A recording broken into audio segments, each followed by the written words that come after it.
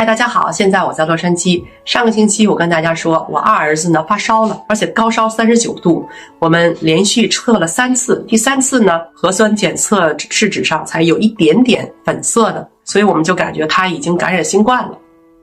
然后呢，我们全家都有症状。我二儿子发烧，连续高烧4天，然后呢，我大儿子就开始高烧到40度，然后耳朵还疼，所以我们马上就把我大儿子呢送到急诊室。没想到呢，在急诊室被测出来是流感，不是新冠。所以说我们感染的是流感，不是新冠，闹了个乌龙。虽然他们现在都已经发烧好了，然后偶尔有一点点咳嗽，但是我呢咳嗽的特别的严重。昨天晚上我基本上没有睡觉，一直在咳嗽，咳嗽到已经呕吐了，感觉这个肺都已经要咳出来了。可以说我这40年从来没有这么严重的咳嗽过。30岁之前在中国呢，我从来没有传染过流感。到了美国10年，我感染了2次流感。上一次呢没有这一次重，这一次的咳嗽实在是太严重。我昨天就跟我先生说，要不然就去看看医生，让医生开点消炎药或者是抗生素之类的。但是我先生他说没有必要。首先呢我没有发烧，其次呢我没有痰，只是干咳，所以从这2点呢就能看出来我的肺没有感染只是这个对病毒的排异反应，所以就不停的咳。因为我先生是微生物专家，所以算是半个医生吧他的观点基本会跟医生的观点差不多。在美国的医生啊，没有到迫不得已的时候，他不让你吃抗生素和消炎药，所以他们这一点啊有点让我引起怀疑了我都这么严重了，还不需要吃消炎药和抗生素吗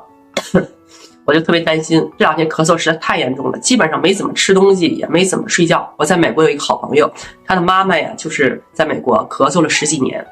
然后去看医生，医生说不用吃药，不需要吃任何的抗生素、消炎药，说没有任何的感染，就回去喝点糖浆。结果这样一拖呀，拖了10几年，到最后他的妈妈已经受不了了，就是连睡觉都不能睡咳嗽的。最后呢就是已经身体非常虚弱了，住院。然后医生说必须要检查肺叶切片，看他的肺里面有什么病毒，然后才能对症治疗。这个肺叶切片呢，就是从他这个胸口这儿穿一个洞，然后去取一块这个肺叶切片出来。没想到这个医生就把这个肺给捅穿了。这一捅穿啊，那么他这个整个这个浑身呢就是大面积的感染，结果这个人就没有抢救过来。这个肺部切片检查的最后结果呢，还是肺部没有任何的病毒，也就是说这个肺叶切片白做了，就是普通的肺部的感染，而且咳嗽呢就是一些免疫反应，排出肺部的一些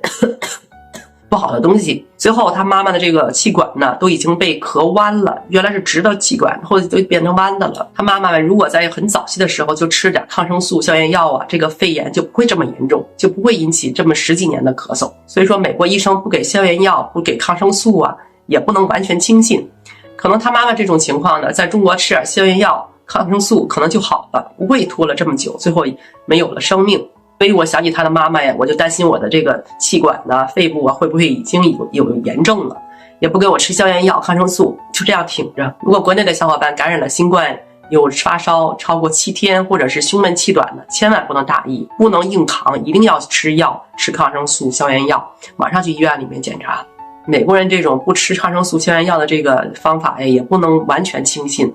总的来说，美国的流感呢确实挺严重，没想到这次我是我们家最严重的。今天就不跟大家播报新闻了，我们明天再聊。欢迎大家关注我，点赞、转发、留言，我们下次再聊，再见。